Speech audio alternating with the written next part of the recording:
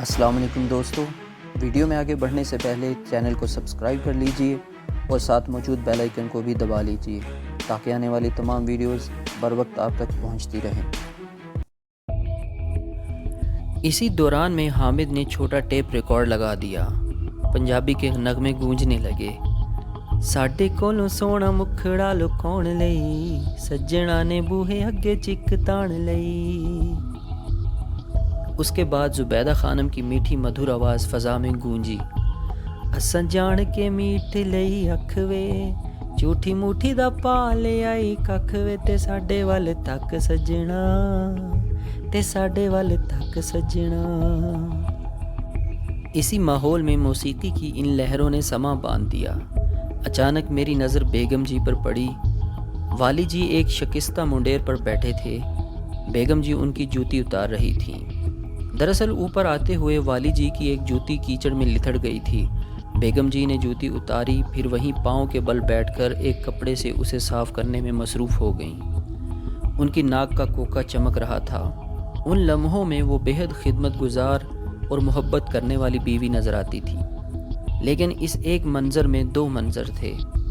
मेरी समझ में नहीं आया कि इनमें से कौन सा मंज़र अहम है। दोनों मनाज़र की अलग अलग तासीर थी। बेगम जी जिस अंदाज में जूती चमका रही थीं, उनका गिरेबान दूर तक नज़र आ रहा था। लालटेनों की रोशनी में उनका शफ़ाफ़ जिस्म एकदम हिजान खेज़ नज़र आने लगा था। वो इस मंज़र से बिल्कुल बेखबर दिखाई देती थीं। लेकिन क्या वो वाकई बेखबर थीं? चंद लहज़े के लिए, सिर्फ चंद लहज़े के लिए मुझे लगा जैसे वो बेखबर नहीं हैं। वो जानती हैं कि मैं उनसे फ़कत 10-12 गज़ के फ़ासले पर मौजूद हूँ और चोर नज़रों से उन्हें देख रहा हूँ। रसीले सुर फ़िज़ा में थे। असां जान के मीट लई अख वे, झूठी मुठी दा पा ले आई कख वे, ते साडे वल तक सज्जणा, ते साडे वल तक सज्जणा। ये सुर चांदनी में फैल रहे थे, सर्दी से लिपट रहे थे और फिर उसी तरह लिपटे लिपटे कोहरे में गुम हो रहे थे। कुछ देर बाद गाना बदल गया और मंज़र भी बदल गया। बेगम जी उठ गईं। हम टीले से वापस आ गए। अगले रोज़ दोपहर को शादी की तकरीब थी। मैं बेसब्री से दोपहर का इंतज़ार करने लगा। दिल में शदीद ख्वाहिश थी कि बेगम बिल्किस को बना सवरा देखूं, उनके जिस्म में मचलती हुई शोखी को महसूस करूं, उनके सीने से उबलती हुई हंसी, उनके थिरकते हुए पाँव को देखूं जो चलते थे तो महसूस होता था कि नाच रहे हैं। शादी की तकरीब बड़ी रंगारंग थी। बैंड बाजे का शोर था। धनाधन कोले फट रहे थे। रंगीन कपड़ों और सुर्ख पगड़ियों वाले लड़के लुड्डी डाल रहे थे। दूल्हा सफ़ेद घोड़े पर था। सेहरे ने उसका मुखड़ा छुपा रखा था। दूल्हा के बुज़ुर्ग मुट्ठियाँ भर भर कर सिक्के निछावर कर रहे थे और उन सिक्कों पर गांव के बच्चे टूट पड़ते थे। फिर नोट निछावर किए जाने लगे और नए कड़कते नोट पकड़ने के लिए कई बड़े भी लूट मार में शरीक हो गए। उनमें से कई के हाथ नालियों के कीचड़ में लिथड़ गए।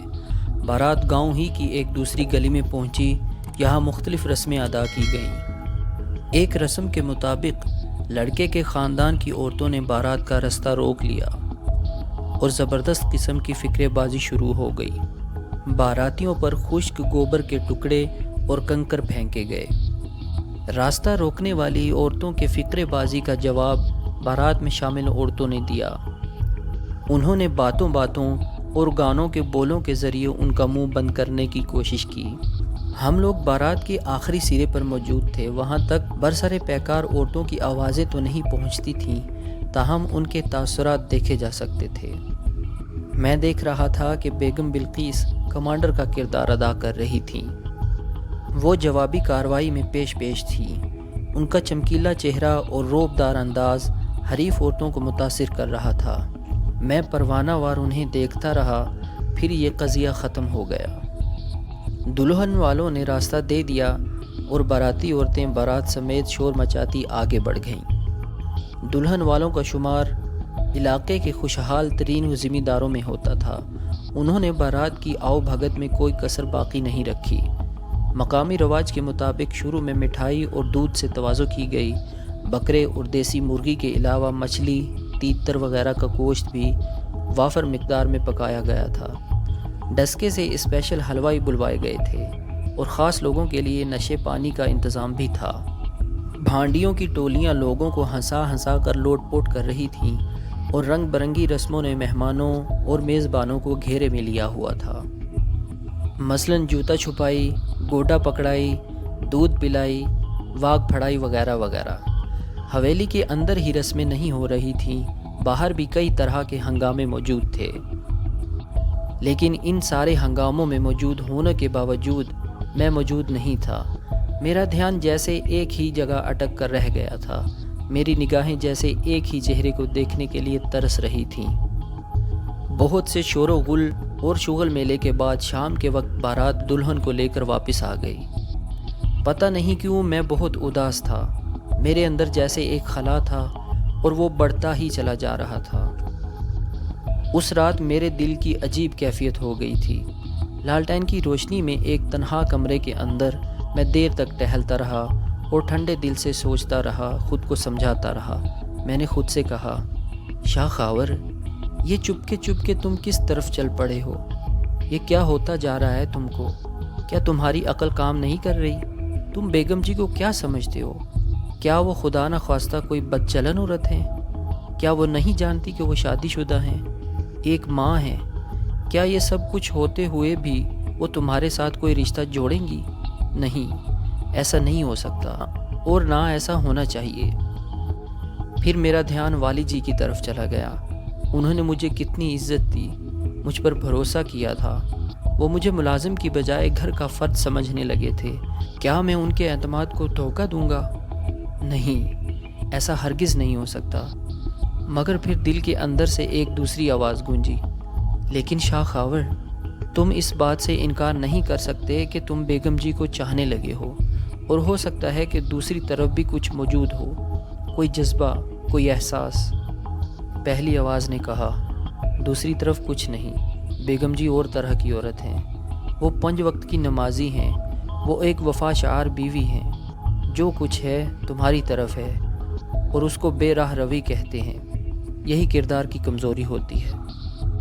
دوسری آواز نے فوراً جواب دیا، یہ بے راہ روی نہیں، یہ محبت ہے، اور محبت کی تو خاصیت ہی یہ ہے کہ وہ منہ زور ہوتی ہے، وہیں ہوتی ہے جہاں اسے نہیں ہونا چاہیے، اسی راستے پر چلتی ہے جو راستہ اس کے لیے ممنوع ہوتا ہے۔ پہلی آواز نے کہا، کچھ بھی ہو، تم ایسے بازاری اور گھٹیا انداز میں بیگم جی کے بارے میں نہیں سوچ سکتے اور نہ والی جی کے اعتماد کو ٹھیس پہنچا سکتے ہو۔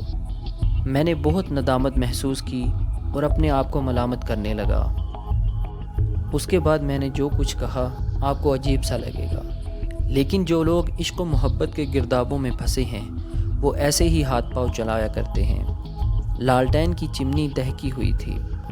میں کچھ دیر سوچتا رہا، پھر میں نے اپنا ہاتھ چمنی کی طرف بڑھایا تاکہ اسے داغ دوں، مگر فوراً ہی خیال آیا، داغا ہوا ہاتھ ہر کسی کو نظر آئے گا، سب پوچھیں گے کہ کیا ہوا۔ میں نے ہاتھ کے بجائے اپنی کلائی اندر کی طرف سے داغ دی، بدن میں درد کی شدید لہریں اٹھیں، گوشت جلنے کی بو آئی۔ دیکھتے ہی دیکھتے میری پیشانی پسینے سے تر ہو گئی۔ میں پیچھے ہٹا اور دیوار سے ٹیک لگا کر بیٹھ گیا۔ میں آپ کو بتا نہیں سکتا کہ میں نے ایسا کیوں کیا۔ شاید یہ خود کو ایک طرح کی سزا تھی، یا پھر ایک حلف اور ایک عہد تھا۔ ہاں، شاید یہ حلف ہی تھا۔ میں نے ان لمحوں میں خود سے وعدہ کیا کہ بیگم جی کے بارے میں گھٹیا اور سلفی خیالات کبھی ذہن میں نہیں لاؤں گا، اور اگر بیگم جی سے میرے تعلق نے محبت کی شکل اختیار کی بھی تو یہ خاموش محبت ہوگی۔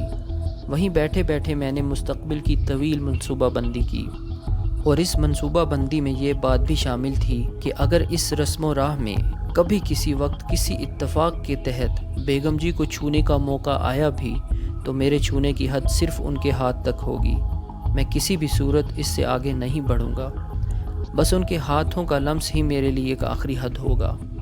اب سوچتا ہوں تو یہ ساری باتیں بڑی بچکانہ سی لگتی ہیں، مگر اس وقت میں ان باتوں کو بے حد سنجیدگی سے لے رہا تھا، اور اس سنجیدگی کا ثبوت میری کوہنی اور ہاتھ کا درمیانی حصہ تھا جہاں سے گوشت بے طرح جل گیا تھا۔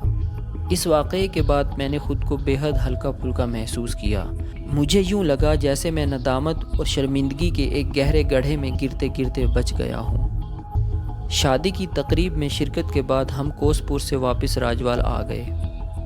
چند دن خیریت سے گزرے۔ حویلی میں میری اہمیت بڑھتی جا رہی تھی۔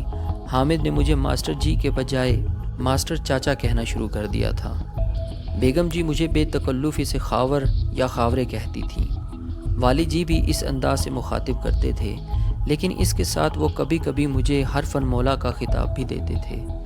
شہد کی مکھیوں والے واقعے میں میرا زخمی ہونے والا گھوڑا اب صحت مند تھا۔ ایک رات حویلی میں ایک نقب زن گھس آیا۔ یہ کوئی پڑی داس یعنی خانہ بدوش تھا۔ اندھیرے میں نظر نہ آنے کے لیے اس نے بالکل کالے کپڑے پہن رکھے تھے۔ چہرے پر کالک مل رکھی تھی، یعنی پکڑے جانے سے پہلے ہی اپنا منہ کالا کیا ہوا تھا۔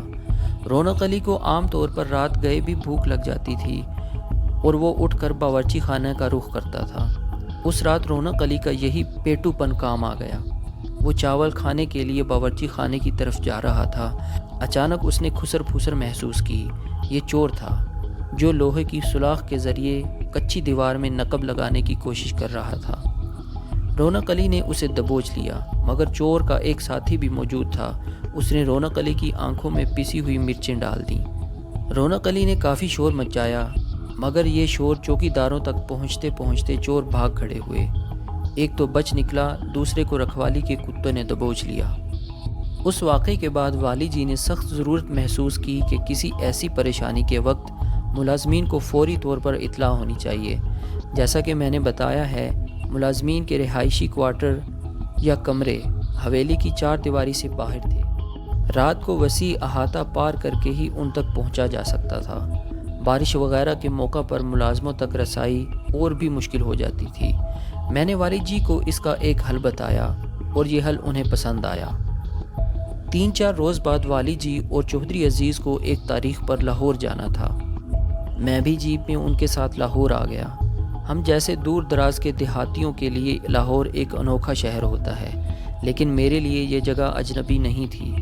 میں کچھ عرصہ یہاں رہا تھا اور یہاں کی سڑکوں کی خاک چھانی تھی۔ والد جی اور ان کے ساتھی کچہری چلے گئے، جبکہ میں شاہ عالم مارکیٹ پہنچا۔ یہاں کچھ عرصہ پہلے میں نے ایک انٹرکام دیکھا تھا۔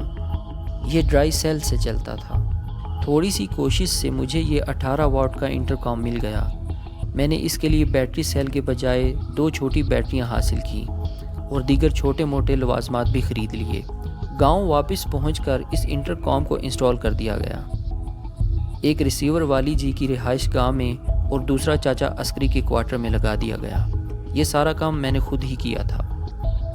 انٹرکام کو ٹیسٹ کرنے کے لیے میں نے کوارٹر سے والی جی کو بیل دی۔ والی جی نے ریسیور اٹھایا اور خوش ہوئے اور کہنے لگے، تم واقعی حرفاً مولا ہو۔ پھر حامد نے ریسیور تھام لیا۔ ماسٹر چاچا، تم کو میری آواز آ رہی ہے؟ بالکل بیٹا جی۔ بس تو پھر ٹھیک ہے، آج سے تم مجھ کو اس ٹیلی فون پر ہی پڑھایا کرو گے، بڑا مزہ آئے گا۔ رونق علی نے ریسیور تھام کر کہا، خاورے، یہ بڑا خچر ہے۔ اس کا مطلب ہے کہ ٹیلی فون پر پڑھے گا تو تم اس کے کان شان نہیں کھینچ سکو گے۔ ویسے یہ کام تم نے کمال کا کیا ہے، میری طرف سے شاباش۔ یہ انٹرکام حویلی میں ایک بالکل نئی شے تھا۔ چھوٹے بڑے سب حیران ہو رہے تھے۔ ملازم بھی خوش تھے۔ وہ نہیں جانتے تھے کہ اب ان کی ڈیوٹی سخت ہو گئی ہے۔ رات یا دن کسی بھی وقت میں انہیں حویلی کے اندر سے آواز دی جا سکے گی۔ میں نے انٹرکام بنایا نہیں تھا، صرف شہر سے خرید کر لایا تھا اور لگا دیا تھا، لیکن یہاں سب مجھے وہی عزت دے رہے تھے جو انٹرکام کے موجد کو دی گئی ہوگی۔ میرے وہم و گمان میں بھی نہیں تھا کہ یہ انٹرکام آگے چل کر میری زندگی میں کیا انقلاب لائے گا اور مجھے کس کس طرح متاثر کرے گا۔ ایک دن چاچے عسکری کو والی جی کے حکم پر صبح سویرے اٹھ کر سفر کے لیے 2 گھوڑے تیار کرنا پڑے۔ چاچا عسکری سٹ پٹا کر مجھے کہنے لگا، یار یہ جو تم نے بمبو کاٹ لگایا ہے، اس نے ہمارے 2 کانوں میں سوراخ کر دیا ہے، ہر وقت بجتا رہتا ہے۔ چاچے عسکری کے منہ سے نکلنے والے بمبو کاٹ کا لفظ اتنا مقبول ہوا کہ چھوٹے بڑے سب انٹرکام کو بمبو کاٹ کہنے لگے۔ انٹرکام یعنی بمبو کاٹ پر کسی وقت بیگم جی سے بھی تھوڑی بہت بات ہو جاتی تھی۔ جیسے ایک روز انہوں نے مجھے بتایا، حامد کی طبیعت آج ٹھیک نہیں، وہ کہتا ہے کہ میں نے چھٹی کر لی ہے، آج تم بھی چھٹی کر لو۔ ایک روز انہوں نے کہا، ماما رونق کی آنکھ ٹھیک نہیں ہو رہی، تم اپنے سنیاسی سے ماما کے لیے بھی کوئی دوا لا دو۔ میں نے وعدہ کیا کہ میں لا دوں گا۔ والی جی کا لاڈلا پالتو کتا ہیرا بیمار تھا۔ چاچا عسکری اسے لے کر گجرانوالہ گیا، مگر پھر اسے لاہور جانا پڑا۔ پتہ چلا کہ چاچا عسکری وہاں 2-4 روز رہے گا اور جانوروں کے اسپتال سے کتے کا علاج ہوگا۔ انٹرکام چاچا عسکری کے کمرے میں ہی تھا۔ رابطے کے لیے ضروری تھا کہ کوئی انٹرکام والے کمرے میں موجود ہو۔ دوستو، آج تک کے لیے اتنا ہی۔ ملتے ہیں اگلی قسط میں، تب تک کے لیے اپنا خیال رکھیے۔ اللہ حافظ۔